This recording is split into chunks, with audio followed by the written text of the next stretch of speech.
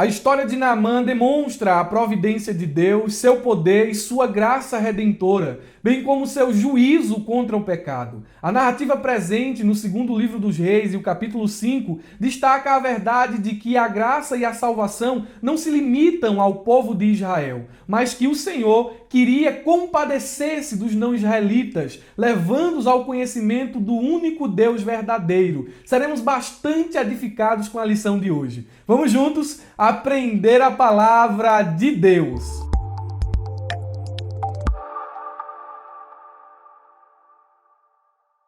Queridos irmãos, quero cumprimentá-los com a paz do Senhor Jesus. Eu sou Murilo Alencar e com muita alegria estamos dando início a mais uma pré-aula da Escola Bíblica Dominical. Já quero lhe informar que o subsídio que estou utilizando sempre disponibilizo na descrição do vídeo. Tem um link azul aí embaixo. Cliquem e façam um download desse material. É um arquivo em PDF, onde você encontrará vários comentários e muitas referências bíblicas que não tem na lição, que certamente contribuirão para o seu conhecimento acerca do assunto abordado. E o melhor, é de graça, presente do Abrejaula para você. Junto ao link para adquirir o subsídio, aí embaixo mesmo do vídeo, deixaremos outro link que é o do curso Pregador e a Pregação. Uma super ferramenta do canal Abrejaula que tem ajudado centenas de irmãos no Ministério da Pregação, tanto no Brasil como fora do Brasil. Irmão Murilo, eu não sei como estruturar um sermão de forma homilética, ali com título, com a introdução, com as proposições bem organizadas, com aplicação, ilustração, exposição, a fazer o apelo, a conclusão, não sei. Irmão Murilo, eu não sei como interpretar a Bíblia conforme as regras da hermenêutica e da exegese. Não sei nem por onde começar a estudar. Tá aí a solução. O curso Pregador e a Pregação. Ao adquirir o curso, os irmãos terão noções nas áreas teológicas de hermenêutica, exegese, homilética, oratória, bibliologia e temas correlatos. E o melhor, é pagamento único, o valor é pequenininho, é simbólico, o acesso é vitalício para a vida toda e os irmãos terão direito a todas as atualizações que fizermos de forma gratuita. Agora, colocaremos mais ou menos 40 aulas novas no curso Pregador e a Pregação. E tu vai adquirir o curso pelo mesmo preço. E os irmãos que já adquiriram o curso receberão essa atualização de forma gratuita também. Então não tem aqui como perder. Você vai ser edificado e vai nos abençoar. Nós aqui que fazemos parte do canal Abrejaula. Não perca mais tempo não. Irmão Murilo, eu quero fazer parte do grupo do Telegram, o grupo do Telegram do Abrejaula. O link também está aí embaixo. Sem mais delongas, vamos à nossa lição de hoje. Lição de número 8, que será ministrada no dia 22 de agosto de 2021, cujo assunto é Naamã é curado da lepra. Estamos progredindo em nossos estudos sobre o segundo livro dos Reis e agora chegamos no capítulo de número 5, onde nós encontramos mais um momento do ministério do profeta Eliseu e o texto vai narrar o seu encontro com o Ciro Naamã, o comandante do exército de uma nação estrangeira. E nós aprenderemos bastante em cada tópico dessa lição. O nosso texto áureo nos diz assim: então desceu e mergulhou no Jordão 7 vezes, conforme a palavra do homem de Deus, e a sua carne tornou como a carne de um menino e ficou purificado. Segundo o livro dos Reis, capítulo de número 5 e o versículo de número 14.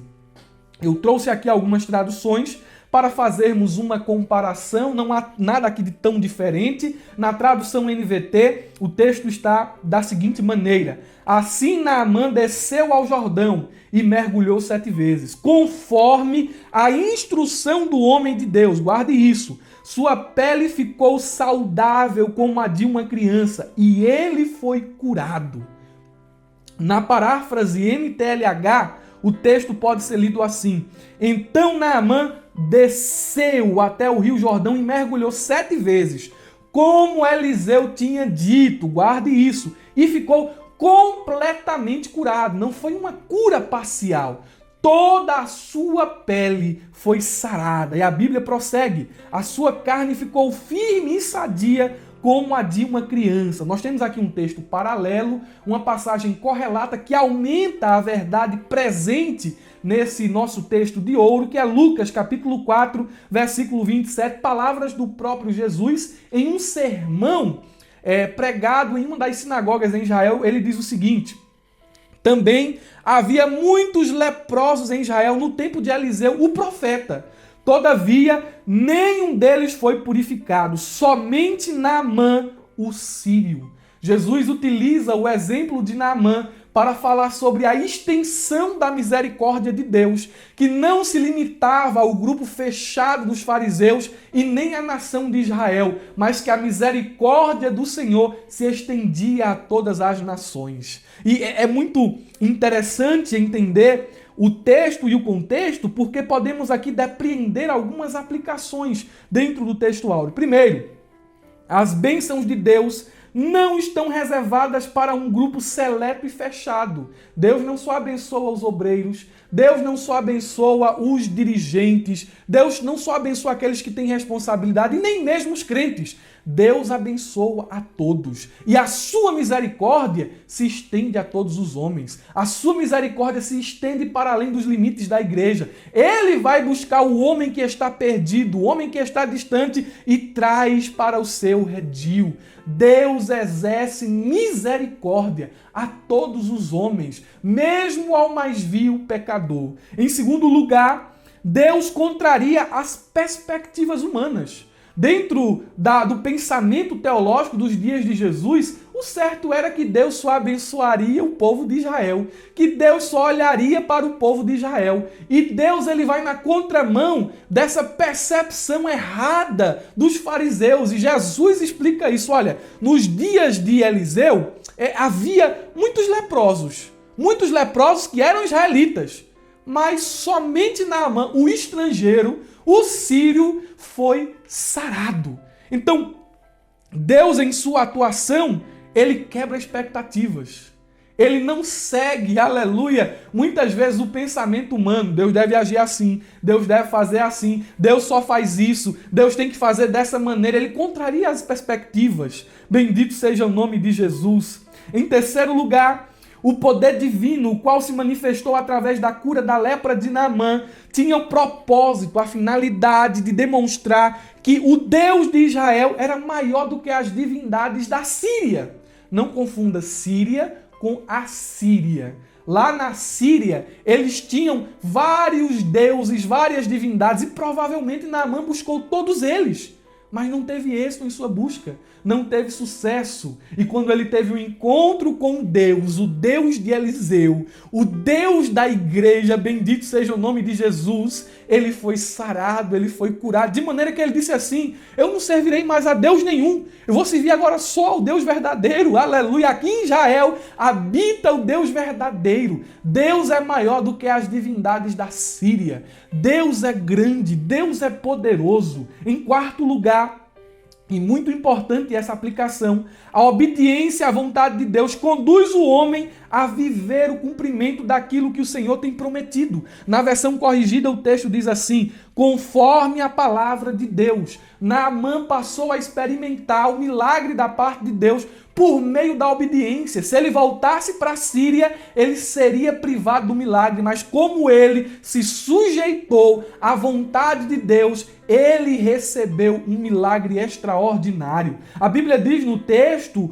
dinâmico da NVT o seguinte: conforme a instrução do homem de Deus. Ele engoliu o próprio orgulho, Naamã teve que descer, Naamã teve que se quebrar, Naamã teve que deixar de lado os seus princípios, as suas vontades, abandonar os seus conceitos e seguir a orientação de Deus. E somente depois disso ele recebeu o seu milagre. A Bíblia diz na NTLH, como Eliseu tinha dito: olha, faça conforme o Senhor tem dito. Haja conforme o Senhor tem te prescrevido. É assim, meu filho, é dessa forma. Não faça conforme a tua vontade. Se você fizer do seu jeito, você vai se frustrar. As coisas vão dar errado. Você vai ser privado do extraordinário de Deus. Obedeça, siga a vontade de Deus e você receberá o seu milagre. Você tem que se sujeitar, você tem que se render, tem que abrir mão da sua vontade para abraçar a vontade de Deus. A nossa verdade prática nos diz o seguinte: Deus não opera milagres necessariamente segundo as nossas expectativas. Ele faz da forma e no momento que lhe apraz. Não dá para colocar Deus dentro de uma caixinha e dizer, o Senhor tem que agir assim, o Senhor tem que fazer dessa maneira. Olha, Senhor, essa é a minha vontade e ela tem que ser feita e eu só quero se for assim. Não dá para fazer isso com Deus. Deus não se deixa levar pelos nossos caprichos e nem se sente pressionado por nossa vontade. O homem não pode colocar Deus contra a parede e dizer assim, olha, eu declaro que Deus vai fazer isso porque eu quero. Eu declaro que Deus vai fazer assim porque quem está mandando Deus é eu aqui, ó. Ah, pensou, irmão, se eu faço isso? Olha, Senhor, quem está orando aqui é Murilo. Então tu tem que fazer assim. Tu tem que agir assim. Meus irmãos, a vontade dele é superior à nossa. Ele faz tudo o que lhe apraz. Não é a vontade de Deus que tem que se alinhar à nossa, é a nossa vontade que tem que se alinhar à vontade de Deus. A Bíblia vai nos dizer, lá em Isaías capítulo 55, versículo 8 e 9, o seguinte: porque os seus pensamentos não são os vossos pensamentos, nem os vossos caminhos os meus caminhos, diz o Senhor. Porque assim como os céus são mais altos do que a terra, assim são os meus caminhos mais altos do que os vossos caminhos, e os meus pensamentos mais altos do que os vossos pensamentos. Você sonha coisa pequena, você pede para Deus abrir uma portinha pequena e no pensamento superior dele, mais excelente dele, ele tem algo maior reservado, ele tem algo maior preparado. E aqui nós podemos extrair algumas aplicações. A primeira delas é a seguinte: mesmo em meio aos dias mais escuros da vida, devemos compreender e aceitar que a vontade de Deus é boa, perfeita e agradável, conforme nos ensina Romanos capítulo 12, versículo de número 2. Em segundo lugar, devemos agradecer a Deus por não atender todas as nossas orações. Quando você dobrar os seus joelhos, você tem que orar assim também. Obrigado, Senhor, porque o Senhor não atendeu todas as minhas orações, pois muitas coisas que pedimos a Deus, Ele não nos dá porque nos ama muito. Já pensou se você como pai, se você como mãe, desse ao seu filho tudo o que ele lhe pede? Isso não seria amor. Está longe de ser amor. O amor, às vezes, exige daquele que ama a dizer à pessoa que é amada, não. E isso vai lhe prejudicar. Então a resposta é não.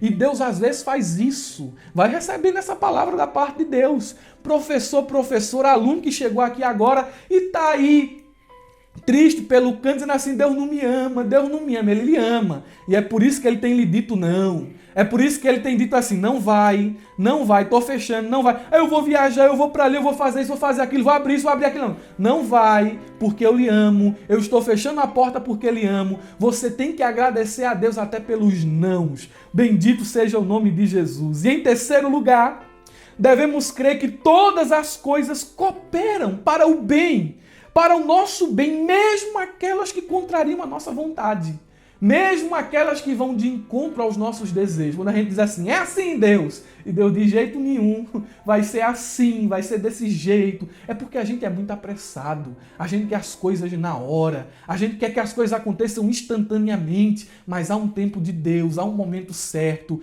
Deus não vai lhe dar um sapato maior do que o seu pé, Ele vai esperar o seu pé crescer para lhe dar o sapato certinho assim, para encaixar certinho com o teu pé. E dentro dessa analogia, nós entendemos o cuidado de Deus, nós entendemos que Deus, Ele olha para nós e Ele age dentro da sua agenda e não dentro da nossa agenda. Bendito seja o nome de Jesus. Meus irmãos, nós temos aqui 3 tópicos maravilhosos. O primeiro vai tratar sobre Naamã, o chefe do exército sírio. O segundo, o mergulho no Rio Jordão. E o terceiro, Geazi é acometido de lepra. O nosso texto base é o segundo livro dos Reis, capítulo de número 5, versículo 1 ao versículo de número 27. Faça a leitura dessa passagem em mais de uma versão. O nosso propósito geral é revelar que Deus deseja curar e salvar todos os homens. A sua misericórdia se estende a todos os homens.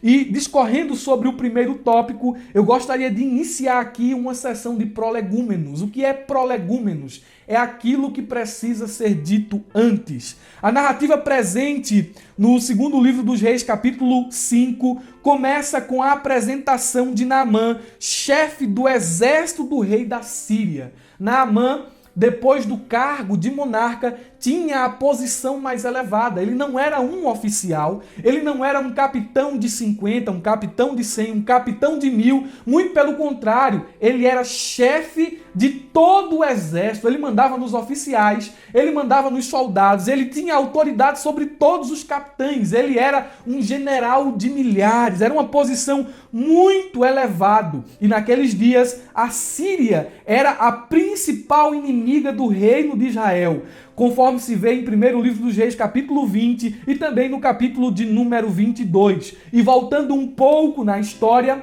nós podemos perceber que em sua política de aliança e compromisso para manter a paz, Acabe não teve êxito com a relação com a Síria, tendo havido algumas guerras entre eles, inclusive aquela guerra em que Acabe morreu, que é narrada no 1º livro dos Reis, capítulo 22, versículo 29 ao 28. Ele morreu durante essa batalha, e Flávio José vai dizer que a flecha que lhe acertou por entre as brechas da armadura transpassou o seu pulmão. Acabe mesmo sangrando, Acabe mesmo sentindo dores terríveis, manteve ali o seu posto de pé, a fim de que os seus soldados não corressem da batalha, e o seu sangue escorreu pelo seu corpo, até que mais tarde ele veio a óbito. E certa lenda judaica, preservada por Flávio Josefo em seu livro Antiguidades, o livro 8º, identifica Naamã como o homem que entosou o arco e atirou ao acaso. E a flecha atirada feriu Acabe mortalmente. Então aquele homem que atirou ali ao acaso, dentro das lendas judaicas, era Naamã. No entanto, o comentarista, ou melhor dizendo, o autor do dicionário J.D. Douglas, diz o seguinte: isso nunca foi comprovado, mas era uma lenda que existia dentro da nação de Israel. Quem era Naamã? É uma pergunta importante que devemos nos fazer. O texto inicia dizendo o seguinte, segundo o livro dos Reis, capítulo 5, versículo de número 1. E Naamã, chefe, o comandante do exército do rei da Síria, era um grande homem diante de seu senhor e de muito respeito, porque por meio dele o Senhor dera livramento aos sírios.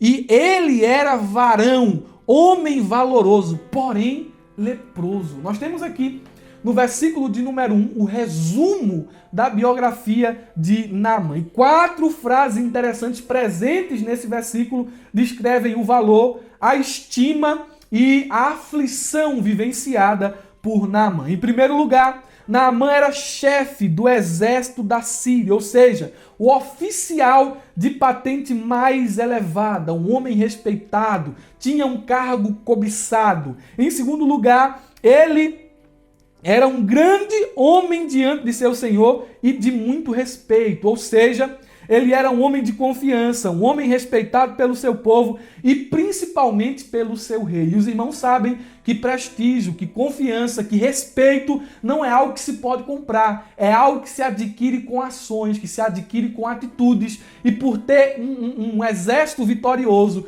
por ser um herói nacional, por ser alguém que tinha êxito nas batalhas, Naamã, ele adquiriu para si esse respeito, respeito do monarca vigente, que conforme Flávio Josefo era Ben-Hadad II, e respeito de toda uma nação. Era um homem muito importante. Em terceiro lugar, a Bíblia diz que por meio dele o Senhor dera livramento aos sírios. E essa informação é importante porque, apesar de Naamã ser um homem de coragem, um homem de valor, um homem valente, as suas conquistas não devem ser atribuídas às suas estratégias de guerra, à sua bravura, mas acima de tudo, à soberania de Deus. O texto ensina nas suas entrelinhas que Deus ele é soberano sobre todas as nações. Deus não era o Deus que exercia a sua soberania, as suas atividades somente dentro da nação de Israel. Todas as nações lhe estão sujeitas. Ele governa e dirige a história de todas as nações. O Senhor, ele é soberano sobre Pernambuco. O Senhor é soberano sobre todos os estados da nossa confederação. Ele é soberano sobre o Brasil. Ele é soberano sobre os Estados Unidos. Ele é soberano sobre os países africanos. Aliás, ele é soberano sobre todo o mundo, sobre todos os continentes. Ele exerce a sua vontade. E as vitórias de Naamã eram atribuídas ao favor de Deus. O Senhor decidiu, dentro da sua onisciência, dentro da sua vontade, abençoar aquele homem. E ele dava vitória aos sírios por meio de Naamã. E muitas dessas vitórias foram contra o povo de Israel. Deus tem os seus meios de dirigir a história.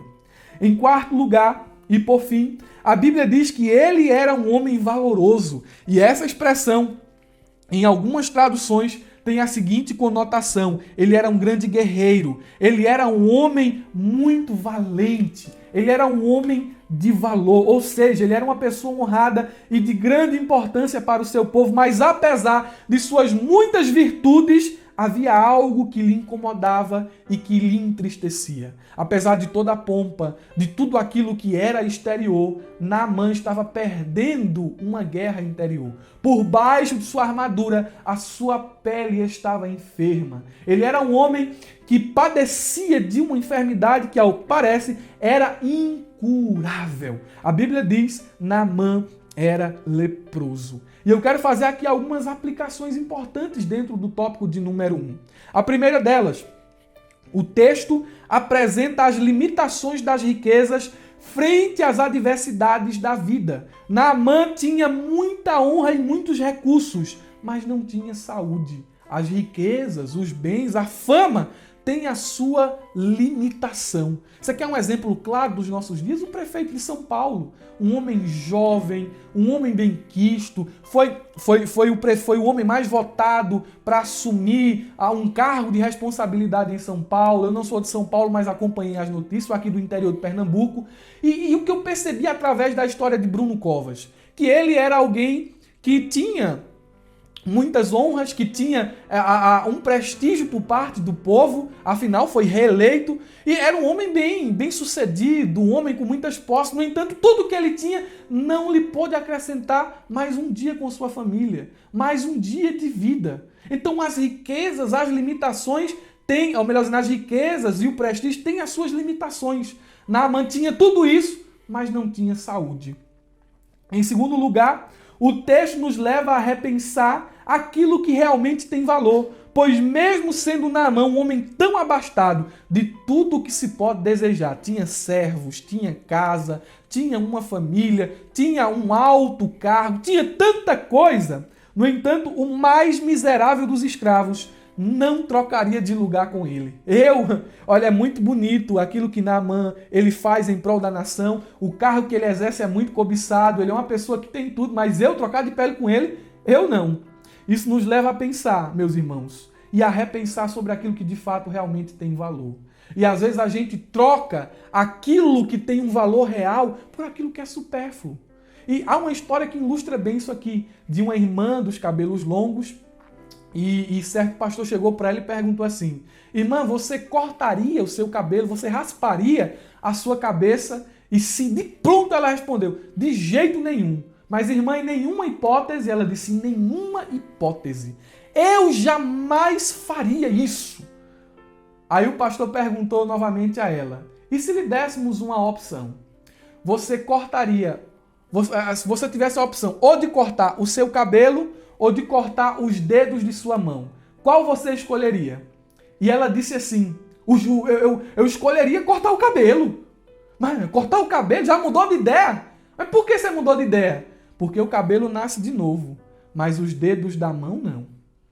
Irmãos, nós devemos valorizar aquilo que tem valor real. Às vezes a gente está tão preocupado com o cabelo, com aquilo que cresce de novo, e a gente vai desprezando aquilo que não cresce mais. Preze pela sua família, preze pela sua saúde, preze pela sua comunhão com Deus, preze por aquilo que tem um valor acima daquilo que é passageiro. Repense as suas atitudes, repense um pouco sobre a forma como você vem vivendo nesses últimos dias. Você é alguém que tem trocado o que tem valor por aquilo que é passageiro. Pense sobre a história de Naamã. Em terceiro lugar, a lepra é um símbolo do pecado. Assim como o pecado vai desfigurando o corpo, assim como o pecado vai desfigurando a alma, assim como o pecado vai matando o homem aos poucos e lhe afastando cada vez mais da presença de Deus, assim também era a lepra. Era uma doença silenciosa que ia apodrecendo a pele, que ia matando o homem aos poucos, separando o homem do convívio social. O pecado separa o homem do convívio com Deus, do convívio com a igreja, do convívio com os santos. E quando olhamos para a história de Naamã, nós somos levados a concluir que o dinheiro, que o poder, que a fama e o respeito nada representam diante de Deus. Somente alcançamos a salvação na pessoa bendita de Cristo Jesus. De que adianta o homem ganhar o mundo inteiro e no fim perder a sua alma? Nós devemos nos apegar a Ele, nós devemos nos voltar para Ele. A Bíblia diz que Ele, aleluia, morreu pelos nossos pecados e ressuscitou para a nossa justificação, e nós devemos atentar a isso. Glória a Deus, a tão grande salvação que há em Cristo Jesus, pois Ele pode purificar a nossa alma e o nosso espírito. Glória a Deus. O tópico de número 2 vai tratar sobre o mergulho de Naamã no Rio Jordão. Ele, quando soube da notícia de que em Israel havia um profeta que podia orar em nome de Deus e ele receberia a cura tanto almejada, não titubeou. Ele ouve essa notícia de uma menina israelita escrava que servia a sua mulher na sua casa. Eu não vou falar aqui da fé da menina, que era uma fé influenciadora, da menina que foi uma testemunha em terra estranha, da menina que apontou e conhecia o Deus verdadeiro. Não vou falar tanto sobre ela, aliás, não vou falar praticamente sobre ela, mas vou me deter a algo muito importante dentro do tópico de número 2. Naamã, quando soube da notícia, buscou o monarca Ben-Hadad, e pede a ele para visitar a nação de Israel. Ben-Hadad escreve uma carta de recomendação para o rei de Israel e envia Naamã. E olhe, meus amados irmãos, quando Naamã ele é enviado por Ben-Hadad, a Bíblia ela vai nos dizer, glória a Deus, que quando ele chega e entrega a carta ao rei de Israel, o rei de Israel rasga as vestes. E ele diz assim: eu acaso sou Deus? Eu tenho poder de dar a vida e de tirar? Eu não posso fazer isso, é um pretexto para eles guerrearem conosco, mas não era nada disso. Quando Eliseu sabe da notícia, diz assim: por que tu rasgou as vestes? Aqui em Israel não tem profeta não? Manda ele vir para cá. E ele vai saber quem é o Deus que essa nação aqui, aleluia, serve. Ele vai saber quem é o Deus de Israel, o Deus verdadeiro. E Naamã vai com toda a sua comitiva até a casa do profeta Eliseu. E ele vai cheio de expectativa. Naamã ele vai fazer assim, ele vai me receber bem, o profeta vai agir dessa maneira. E ele ia com muitos soldados, ia muita gente acompanhando ele ia levando ouro e prata e também vestes finas, vestes de festa. E quando ele chega na casa do profeta Eliseu, Eliseu nem sai para receber. Eliseu manda um recado para o Geazi: vai lá, diga ao comandante da Síria que se lave no Jordão 7 vezes e ele ficará curado. Aí Geazi sai, dá a notícia a Naamã e eu quero conjecturar: mas ele não vem não, ele não vem falar comigo não, ele deu a ordem, faça conforme ele lhe orientou. Sim, mas eu quero falar com Eliseu, mas o Senhor não vem, ele já deu a ordem e o que ele tinha para falar com o Senhor era isso. Mas só isso? Tá aqui eu, homem importante, tá aqui os meus homens, os meus servos, tá aqui os presentes. Mas a palavra de Eliseu é essa: vá se lavar no Jordão. Naamã sai dali frustrado, cheio de indignação. Eu pensava isso, que ele ia sair, fazer um ritual lindo, orar, e ia passar a mão sobre a ferida e falar: mas ele me manda ir até um rio de água barrenta me lavar. Tem rios melhores em Damasco, Abana e Farpá, são águas mais limpas. Sei lá, tem opções mais atraentes. Deus não olha para aquilo que é exterior, Deus promete resultados. E Naamã sai dali, tão frustrado, até que ele decide, por meio da intervenção de um servo, a ir até o Jordão e mergulhar lá. E depois de mergulhar 7 vezes, ele se levanta curado. E olha, irmãos, eu sei que há muitos subsídios por aí, muitos comentários por aí, eu não vou me deter tanto à simbologia dos mergulhos, à humildade, a Deus quebrando o coração de Naamã, aquela coisa toda, mas eu quero trazer 2 verdades importantes aqui no tópico de número 2. Primeiro, cuidado. Cuidado. Cabe-nos trazer uma importância e advertência nesse ponto da lição. E aqui no subsídio eu coloquei em negrito, a frase em negrito e em caixa alta: não transforme em doutrina as experiências de pessoas ou de alguns personagens da Bíblia. Não as utilize como uma regra a ser seguida. Não pegue essa experiência pessoal de Naamã, de dar 7 mergulhos, e transforme ela em uma regra de fé. Olha, eu estou enfermo, eu vou mergulhar 7 vezes aqui e vou ser sarado. Ali foi uma experiência pessoal de Naamã. O texto, a passagem, está ensinando que Deus cura, que Deus é poderoso, que Deus exerce misericórdia, que Deus ele estende a sua graça e o seu favor sobre todos os homens, que Deus ele requer que o homem seja humilde, mas eu não posso pegar esse exemplo aqui e repetir ele nos nossos dias.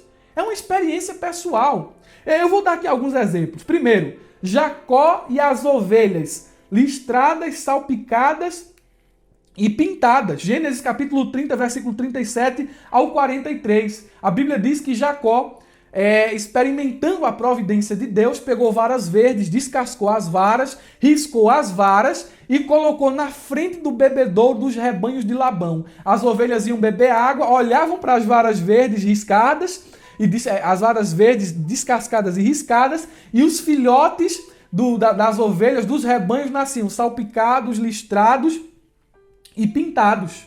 Era o salário de Jacó. O texto está ensinando que Deus abençoa, mas eu não posso pegar essa experiência pessoal e tentar repetir ela. Chegar em um criatório, chegar em um rebanho e fazer do mesmo jeito. Colocar lá a vara verde, descascar. Não tem nada científico que comprove isso. Lógico que isso foge da compreensão científica. O que é que o texto está falando aqui? É providência. É o Deus de providência, é o Deus que abençoa. E o texto ensina isso, olha, irmão, Deus continua abençoando. Mas eu não posso fazer essa experiência de Jacó se repetir nos nossos dias. Foi algo dele. Deus fala com a gente, Deus providencia de forma diferente na nossa vida. Mas ele fez aquela providência daquela forma singular na vida de Jacó. Quer mais um exemplo? Gideão e a porção de lã. Juízes capítulo 6, versículo 37 ao 40. O texto vai dizer que Gideão estava querendo uma confirmação da parte de Deus. Ele pegou uma porção de lã, colocou na terra seca e fez uma prova. Olha, Senhor, se a lã amanhecer molhada e a terra ao redor seca, o Senhor falou comigo. Aí no outro dia ele foi lá, estava a lã molhada e a terra seca. Aí ele falou, vou tirar a prova, Senhor. Pegou a lã e disse assim, se a lã amanhecer seca e ao redor da terra molhado, o Senhor falou comigo. É uma confirmação que o Senhor está comigo. Foi lá e aconteceu. Eu não posso pegar essa experiência de Gideão e tentar repetir ela nos nossos dias ou na minha vida pessoal. Quando adolescente, eu já fiz muito isso. Eu estava precisando de uma resposta de Deus, aí peguei um pedaço de pano, botei no muro de casa e disse assim, olha Deus, assim como tu fez com Gideão, faz comigo também. Se o pano amanhecer molhado e a terra seca, é porque o Senhor quer que eu faça isso, isso e isso. Aí eu voltava lá no dia, estava o pano do mesmo jeito, a terra do mesmo jeito. Ah, então é porque Deus não quer nada. É porque Deus não fala. Deus só fala com Gideão, Deus não fala comigo. Não é assim, irmãos. Deus ele ainda confirma a oração, Deus confirma a promessa, Deus confirma aquilo que ele diz, mas eu não posso pegar uma experiência pessoal de um personagem bíblico e transformar numa regra, numa doutrina a ser seguida. Deus, naquela época, me respondeu de outros meios, me confirmou de outras maneiras, mas não repetiu a mesma experiência de Gideão. É muito importante que tenhamos isso em mente, porque tendo essa verdade em nosso coração, evitaremos frustrações, porque por algumas semanas eu fiquei frustrado. Mas o Senhor fala lá na Bíblia e quando eu venho aqui para a prática, não acontece nada.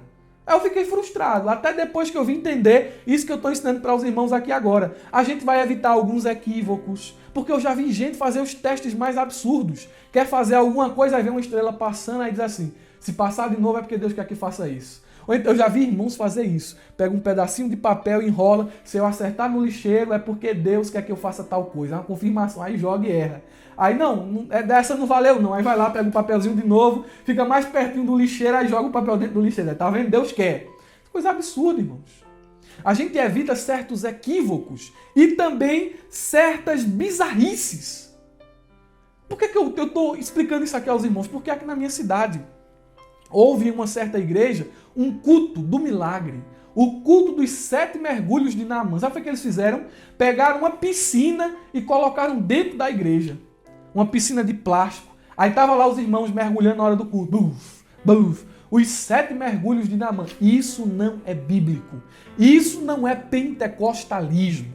Isso é algo estranho às escrituras. Isso é meninice. Isso é coisa de crente que não lê a Bíblia, de crente que não vai para culto de doutrina, de crente que não tem compromisso com a palavra de Deus. Aí acontecem essas bizarrices, esses equívocos, essa ignorância. E isso gera um escândalo até para as pessoas de fora. Está lá aquele monte de gente mergulhando dentro da igreja. Bizarrice. Então nós devemos ter cuidado. Devemos evitar transformar em doutrina certas experiências pessoais de personagens bíblicos. Pegue a experiência do personagem ali, veja o que é que Deus está ensinando por meio daquela experiência, né, e extrai aquela lição e aplique ela na sua vida. Em segundo lugar, nós devemos atentar para isso aqui. Não perda a bênção. Não perda a bênção. Dobre sua atenção a isso. Tu está cochilando, está consultando o WhatsApp, está assistindo a aula, olhando o Instagram, assistindo a aula e vendo outra coisa, conversando com alguém. Pare agora para ouvir o que eu vou lhe dizer. Para você não perder a bênção de Deus. Naamã se sentiu extremamente frustrado com a recepção de Eliseu, bem como com suas palavras, segundo o livro dos Reis, capítulo 5, versículo 10 e 12. Indignado, o comandante da Síria estava voltando para a sua casa. Naamã seria privado do milagre por desprezar o processo simples de Deus. Tem muita gente que perde a bênção de Deus por desvalorizar aquilo que é simples. Acha que para receber algo da parte de Deus precisa fazer uma coisa muito extravagante, precisa fazer uma coisa muito difícil. E assim desprezam os processos simples e são privados de receberem algo da parte de Deus. Se Naamã tivesse voltado para a Síria, ele não tinha experimentado o milagre, a cura, a intervenção divina na sua história. Quando ele estava a caminho da Síria, ele estava ali indignado e parece que houve um momento de silêncio, que Naamã se calou e os seus servos chegaram para ele e disseram assim: meu pai, se o profeta te pedisse uma coisa difícil, o Senhor não faria? Quanto mais quando ele somente te disse, vai lá, se lava e tu vai ser curado. Em outras palavras, aquele servo estava dizendo, seja obediente naquilo que é fácil. Meus irmãos, eu quero fazer uma aplicação aqui, dentro dessa verdade. Muitos crentes perdem, oh aleluia, de viver o extraordinário de Deus porque são infiéis naquilo que é fácil e desprezam os processos simples. O processo pode ser simples, mas o resultado é extraordinário. Seja fiel nos cultos de oração. Oh Deus, eu estou precisando aqui de uma intervenção, estou precisando de um milagre. Vai sendo fiel no simples, culto de oração. Deus, eu preciso que tu abra uma porta, eu preciso que o Senhor faça isso. Seja fiel no simples, faça um voto. Você consegue entender o que eu estou lhe dizendo aqui? Não despreze o processo simples. Vá sendo fiel no simples. Oh, glória a Deus, tu vai colher o extraordinário. Senhor, salva pessoas. Senhor, aviva a tua igreja. Vai sendo fiel no simples. Mini vigília. Vai sendo fiel no simples, entrega uma literatura. Ah, Senhor, preciso que o Senhor salve a minha casa. Seja fiel no simples. Chega para o filho e diga assim, Jesus te ama, meu filho. Ou chega para o esposo, chega para a esposa assim, Jesus te ama, minha filha, meu filho. Bendito seja o nome de Jesus. Vai sendo fiel no simples e você verá o extraordinário de Deus. Aleluia! Oh, glória a Deus! Quem pode dizer amém por isso? Jesus preparou esse momento para ministrar o teu coração. Tu tá aí sem saber o que fazer e Jesus está dizendo, vá sendo fiel naquilo que é fácil. Porque o processo é simples, mas o resultado é extraordinário. Aleluia! O tópico de número 3 vai nos dizer o seguinte, Geazi é acometido da lepra. E olhe, meus irmãos, há um contraste muito grande entre Geazi e Eliseu. E há um contraste maior ainda entre Geazi e os servos de Naamã. Eliseu era profeta, era homem de Deus, era alguém extremamente usado pelo Espírito Santo. E Naamã era, apesar de um comandante, um pagão que habitava na Síria, um estrangeiro. Geazi, servo do homem de Deus, era extremamente iníquo, perverso, incrédulo. Mas os servos de Naamã eram leais, companheiros, eram homens que tinham uma palavra, aleluia, de sabedoria para dar ao seu Senhor. Há um contraste entre os dois. Geás estava com o homem de Deus, mas não valorizou a oportunidade, não valorizou o privilégio, desprezou o servo de Deus e não foi fiel ao Senhor, aleluia, em sua trajetória. Meus irmãos, glória a Deus, nós vamos mostrar aqui, falar um pouco sobre Gease, servo de Eliseu. Eu coloquei aqui dentro do subsídio que ele tinha um coração cobiçoso e daí ele intentou desvirtuar o ato gracioso de Deus visando proveito próprio e proveito material. Ele tinha o seu coração voltado às coisas da terra. Nas suas transgressões ele traiu Eliseu, mentiu a Naamã e a Eliseu, desonrou o nome de Deus. E o Novo Testamento refere-se a pessoas semelhantes a Gease como pessoas que lucram com a fé e com a palavra de Deus. A Bíblia diz no segundo livro de Coríntios, capítulo 2, versículo 17, ao contrário de muitos, de pessoas como Gease, ao contrário de muitos, não negociamos a palavra de Deus visando lucro. Antes, em Cristo, falamos diante de Deus com sinceridade, como homens enviados por Deus. Gease era alguém que se aproveitava da palavra de Deus. Era alguém que visava lucro nas ações de Deus. Era o contrário de Eliseu. E nós temos aqui alguns pontos a destacar. Primeiro, o amor ao dinheiro, aquela raiz de todos os males, estava presente como base desse pecado. Seu senhor, Eliseu, desprezou os tesouros de Naamã, mas Gease os cobiçou. Seu coração estava guardado nas riquezas, nas bagagens de Naamã. E Gease, estando assim, sendo dominado por aquilo que é material, correu atrás de Naamã a fim de adquirir os tesouros terrenos. E tal como Gease, multidões, por cobiçarem as riquezas do mundo, transpassam-se a si mesmo com muitas dores. Meus amados irmãos, nós devemos olhar para essa verdade. A Bíblia às vezes vai dizer, ou melhor, na Bíblia diz, que aqueles que querem ficar ricos, eles não sobem, eles caem em muitas tentações. Você já pensou, meus irmãos, esse desejo pecaminoso de Gease ao ponto de transgredir os seus próprios princípios em prol de um pouco de prata, em prol de um pouco de ouro, de algumas vestes, de trocar aquilo que Deus tinha na sua vida por bens terrenos?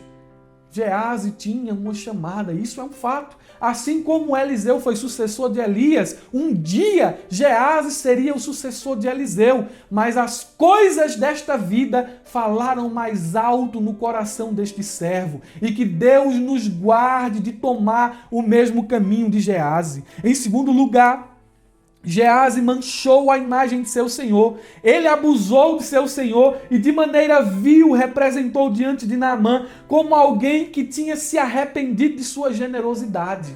Olha a imagem que Gease passou para Naamã. Estava lá Eliseu, Eliseu, não quero os teus tesouros. Olha, o que Deus fez na tua vida eu não posso receber por isso. Aí Naamã vai voltando para casa, chega Gease assim, olha, o Senhor, olha, Eliseu se arrependeu da palavra que falou. Chegou algumas pessoas lá e ele está precisando de ajuda. Gente, ele já voltou atrás na palavra, ele jurou e não teve capacidade de cumprir, desonrou o seu Senhor. Em terceiro lugar, Gease, ele mentiu descaradamente. E quem vive no pecado, vive na mentira. A Bíblia diz o seguinte, então Gease correu para alcançar Naamã, que vendo-se aproximar, desceu da carruagem para encontrá-lo e perguntou, está tudo bem? Gease respondeu, sim, está tudo bem, mas mentiroso, aleluia, é mentiroso. Mas o meu Senhor enviou-me para dizer que 2 jovens discípulos dos profetas acabaram de chegar, vindo dos montes de Efraim. Por favor, dê-lhes 35 quilos de prata e 2 mudas de roupas finas. Mentiroso, cobiçoso. Gease era um homem sem vergonha.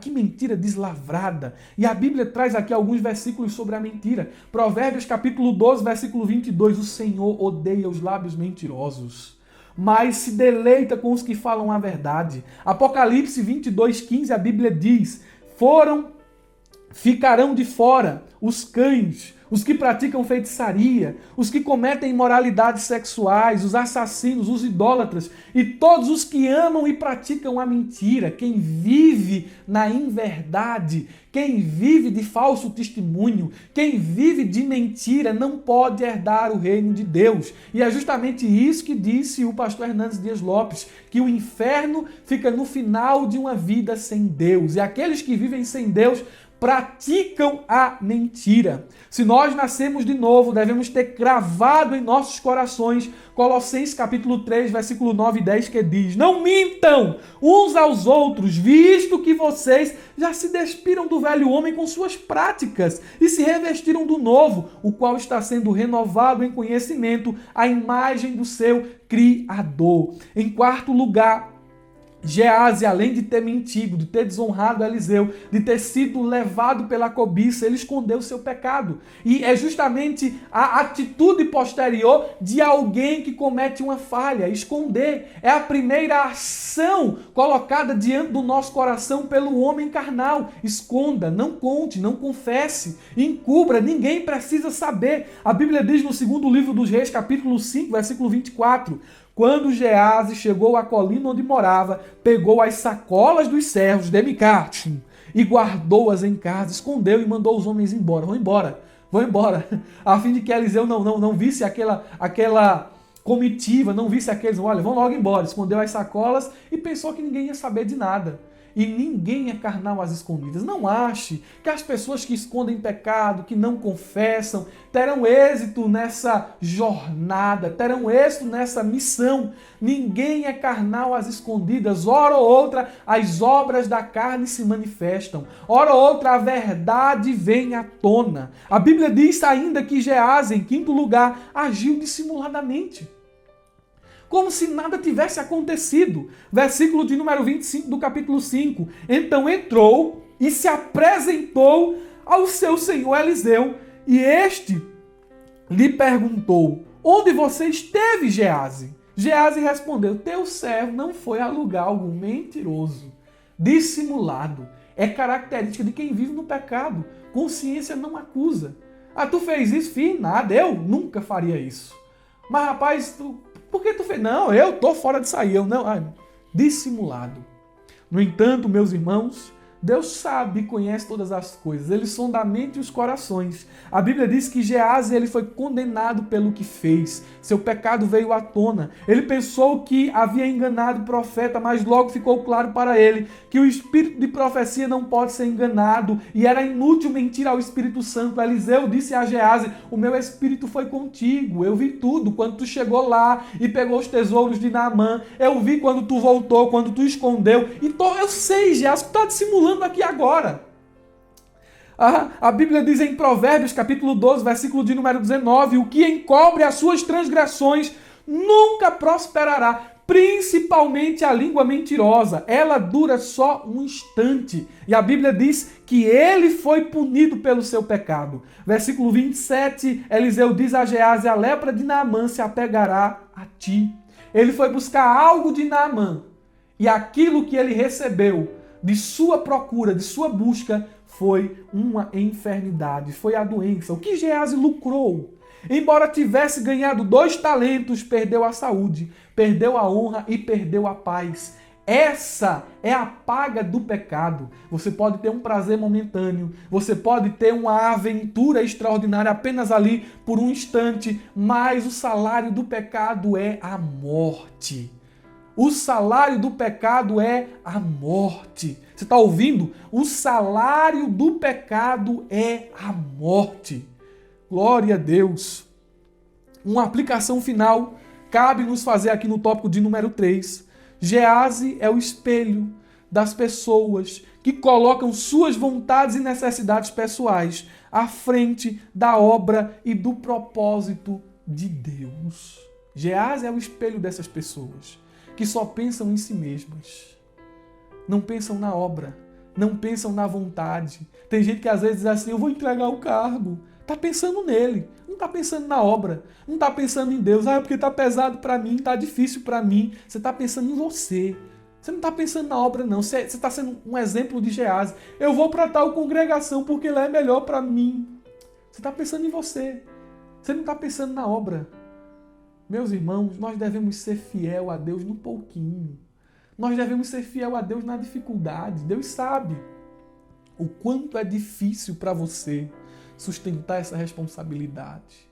Deus sabe como está o teu coração e as lutas que tu enfrenta para ser fiel a Ele. Glória a Deus. Mas vai sendo fiel no pouquinho, vai sustentando, vai lutando contra os teus próprios sentimentos, que diz assim, entrega, que diz assim, para, olha, não vai mais, não dá certo, tu não tem chamada, tu não tem jeito, olha, tem pessoa melhor, vai lutando contra esses pensamentos, vai sendo fiel. Para de pensar em ti mesmo, porque quando a gente diz assim, tem gente melhor, isso não é humildade, isso é ego. Isso é ego. Isso é ego. Deus não erra. Deus te chamou, vai sendo fiel a Ele ainda um pouquinho.